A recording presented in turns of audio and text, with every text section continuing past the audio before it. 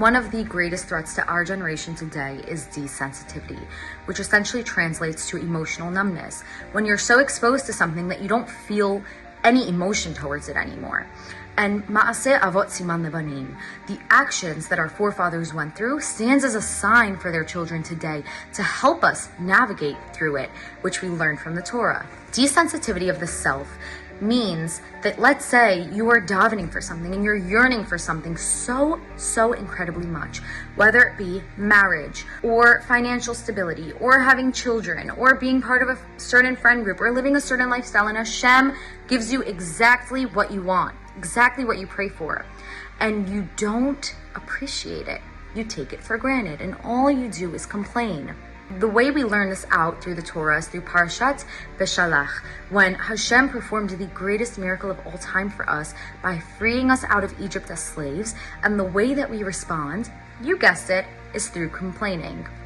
And this is so incredibly dangerous because you can never be happy without gratitude and without remembering that time of yearning. The way desensitivity towards other people works is that you only see yourself in this world. You can't imagine the pain of another person. You can't imagine the challenge that they're going through, which is so incredibly dangerous. So many people are struggling in their marriages with financial stability, having children, health, whatever it may be, and some of these battles are silent. So the way we have to respond to it is by being so incredibly careful what we show to other people. With the bracha that we have to keep it silent.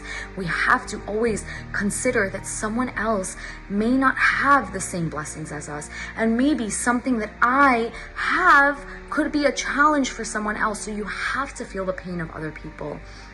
And we learn this out in the Torah through the Egla Arufa. In Parashat Shoftim and Kitzetzeh, we learn about the Egla Arufa, which essentially means that there was a person, let's say, who died outside of a city on public property. So the elders go out and they see which city it's closest to. So they go to the city in which it's closer to, and they go to the elders of that city saying, did you kill this person? And let's say they say, no, we're innocent. How do they prove themselves innocent? By taking an animal, a heifer, and by slaughtering its head on the site. How does that prove them innocent? By killing an animal. Because animals back then were the wealth, it was the gold, it was the money, it was the ego. So they would kill a little bit of what they had in order to prove themselves innocent. And this is such an incredibly deep concept because there were so many people dying, and the way in which to feel the pain is by killing a little bit of what you have, because there's no wealth greater than the dignity of another human being. So Bezrat Hashem, we should take this energy with us in being mindful of what we've prayed for, being grateful for what we have, and always being sensitive to the struggles and challenges that other people may not have, and we may not really see it.